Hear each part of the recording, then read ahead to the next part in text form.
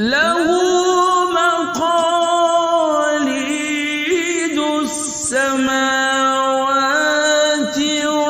والأرض والذين كفروا بآيات الله أولئك هم الخاسرون.